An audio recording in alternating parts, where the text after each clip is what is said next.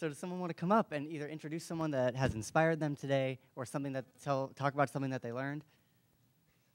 You want to come up? Come on up, Kate. Applaud the bravery. Yes. Thank you. Hi, my name's Kate Gray.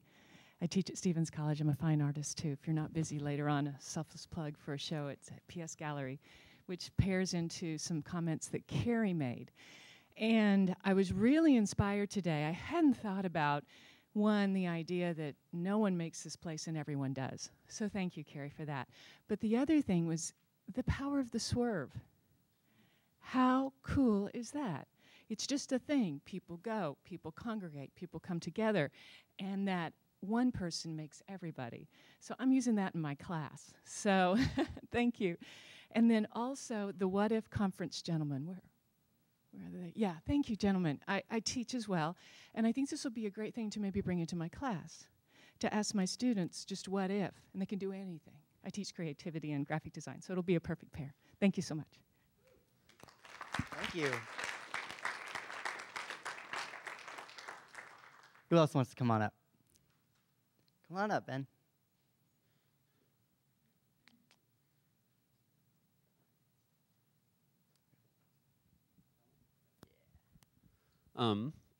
So my brain's so shot that I can't remember your name. Peter, yes. So your discussion, your talk about encouraging innovation with children especially. When I was in high school, I was the type of kid who would go to class and be bored out of my mind all day because I felt like kind of, the cattle chute system was at work. And then I would go home and I would get on chat rooms, which sounds ridiculous because we have this perception of those. But it was always religious debate chat rooms and political debate chat rooms, and I would get into these discussions with people and look up all the facts like in real time and could name the federal budget off the top of my head because I was discussing these things with these people. When I was in high school, I tried to drop out because my time in the class was not worthwhile to me. And being the crazy person that I am, I wrote a proposal to give to my mom for what I would do with my time if I dropped out of high school. So I think that, luckily my mom's a teacher and that was not an option. That was very clear. So I think that facilitating that type of alternative learning is very important for students like me who are in the classrooms now and not getting the value that they expect, require, and deserve. So thank you for that. And also Erica, wherever she went. Your talk was phenomenal. I told my mom that she's great, like you suggested yesterday. So thank you for that too. That's all. Would you like to come up and say anything? Well, I've been inspired by everyone, and I love the fact that we got this crowd. And can I just say thank you to Cale and Keith. They've done 100% of the work. And if you've gone through today and you haven't been inspired by something, you probably need to go to the hospital now because it's. So thank you both very much. Anyone? I saw her first, but we'll get you next, okay? Here you go.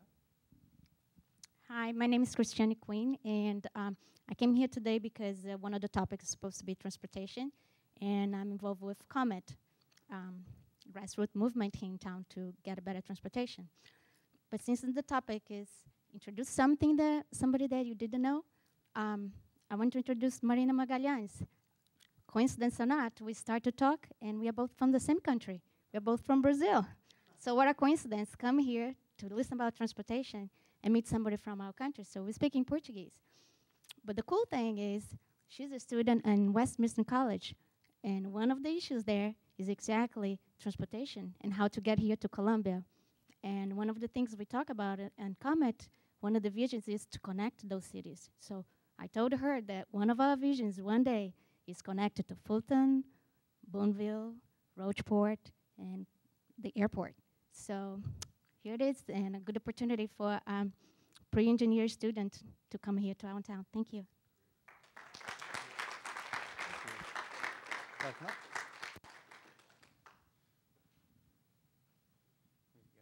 Thank you.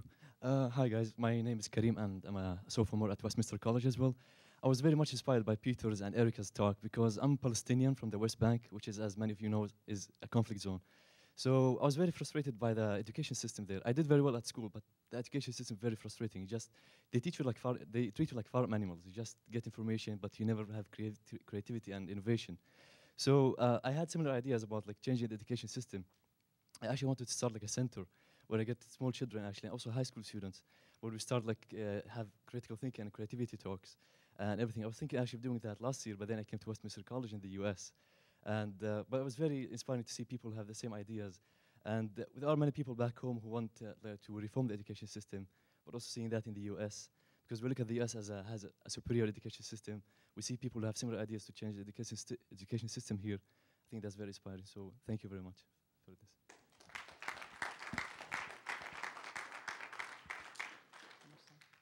How are we doing on time? A couple more minutes? You want to come on up?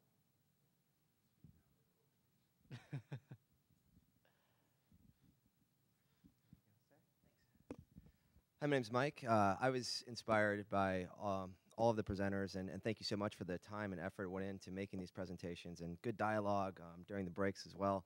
Especially inspired by the idea of engagement that I see in Erica and the presentation by Matt and Adam.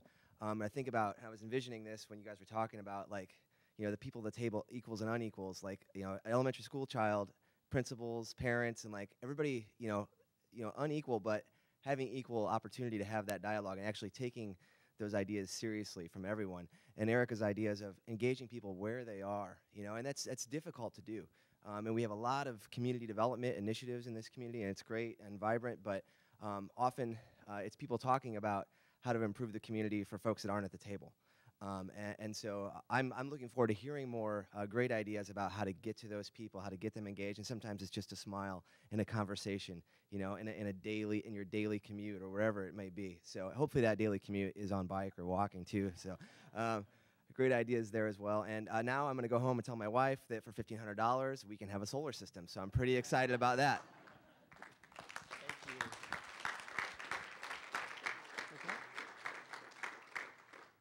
Come on up.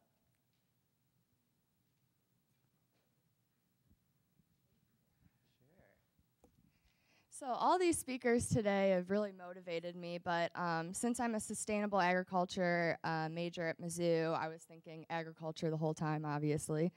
So, and it came to me that all of the ideas that we're talking about, we want to improve our lifestyle with our health, we want to improve our community, we want to improve our methods of transportation, and it seems that all of this could work around community agriculture and urban agriculture.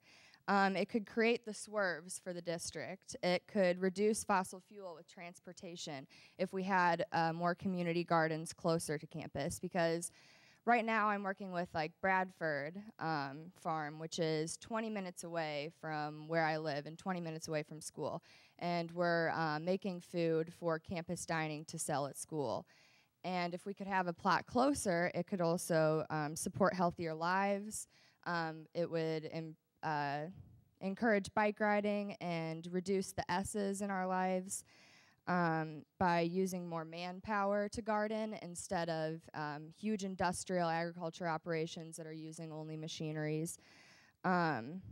How many people went to American Meat screening on Thursday? Did anyone? Okay, a few people, yeah. One of the big things that stood out to me was that they made a statistic that said if we did agriculture in a more sustainable, organic, local way, we do have enough land to support it. But the only thing that we're lacking is the people.